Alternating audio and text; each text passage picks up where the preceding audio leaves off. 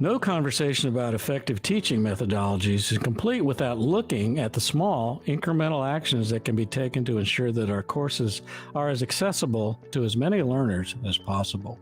By examining a course design through the lens of diversity, equity, and inclusion, we can ensure that our efforts are not wasted by inequitable strategies that run the risk of first, reaching only a portion of learners, or second, increasing obstacles between learners and the learning experience. Both of these factors can restrict the impact of teaching, often without us being any of the wiser.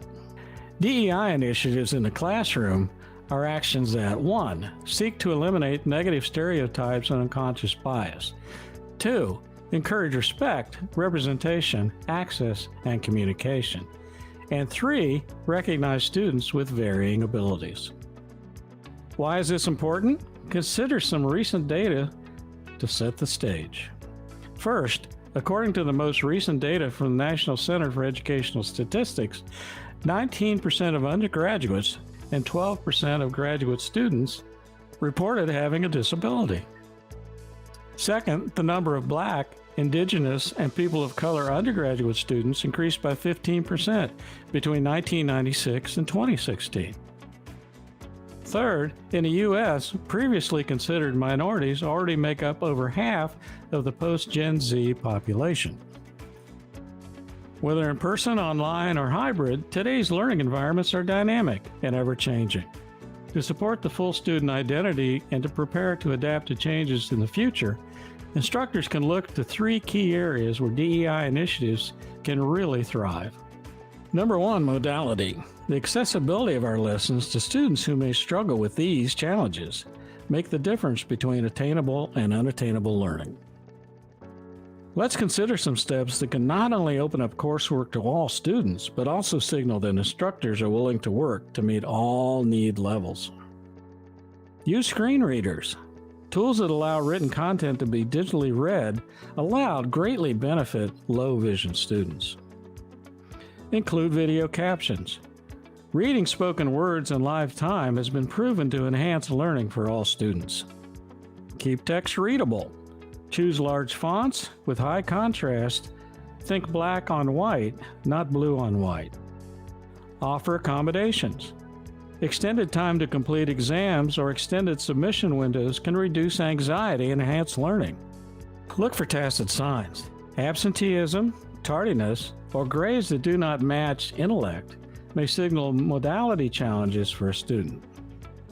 Key area number 2 is content and resources. The path to an objective consideration of our course materials can start with self-reflection. Oftentimes, the best way to assess if class outcomes are being skewed in one direction is to think critically about what defines our own professional and academic identity. Try to assess the unique lens from which you view the world and how it may impact what you choose to present in class. What are the ways you identify yourself? What communities do you feel a part of? To which social groups do you belong?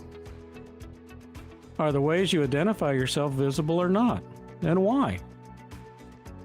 How do the ways you frame, understand, or name your identity change in different contexts? What influences this decision? In what ways do your identity, power, and privilege impact your teaching, classroom, and student relationships? Now that we've reflected on personal bias, let's think about the courses themselves. Limiting resources to a single narrative risks restricting other academic voices and the new perspectives they might share. Equally important, it can also isolate minority learners and signal that the environment is not for them. If a critical resource exhibits stereotyping, our role can even be as simple as calling it out and starting a discussion around its role and origin in our studies. Let's consider some strategies that can help us avoid this kind of closed system classroom. Even just one can be beneficial. Discuss context. Initiate conversation around why a source might be exhibiting stereotypes or bias. What effect does it have? Ask what's missing. Prompt the class to identify missing demographics and perspectives in their work. How does that change the conversation? Why are they missing? Invite guest speakers. Look into your network for voices that may bring in a perspective different than your own. Use different search terms. When sourcing materials, consider actively seeking out marginalized voices. For example, feminist views on the topic. Identify and define idioms. Explain phrases or concepts that may be only familiar to students from a certain area of upbringing or demographic. The third key area is tone. This is a big one. Does the social environment in class promote respect and inclusivity? Are we signaling to all students that their voice is welcome? This focus is achievable even by simply communicating an interest in promoting DEI in the classroom. Add an inclusivity statement to your syllabus. Welcome note or first day introduction. Try including neutral pronouns in your syllabus and course communications. If your coursework deals with race, power, or privilege in any way, consider introducing your students to a game plan around how you will handle difficult conversations. Try out an inclusivity statement. Issue a kind of mission statement, maybe in a syllabus, covering your plan to strive for DEI, and welcome feedback all along the way. Open up your office hours. Meeting with a professor can feel intimidating. Signal that these chats are student-driven and open to a wide range of topics. Use they. Referring to learners as a singular they reduces the risk of wrongly assuming gender identities. Decide. Determine how you will monitor difficult conversations so that they feel safe and equitable. Share the plan with the class. Maintain accountability. Using your plan of action, identify ways to hold yourself and students accountable for comments that reinforce stereotypes in real time.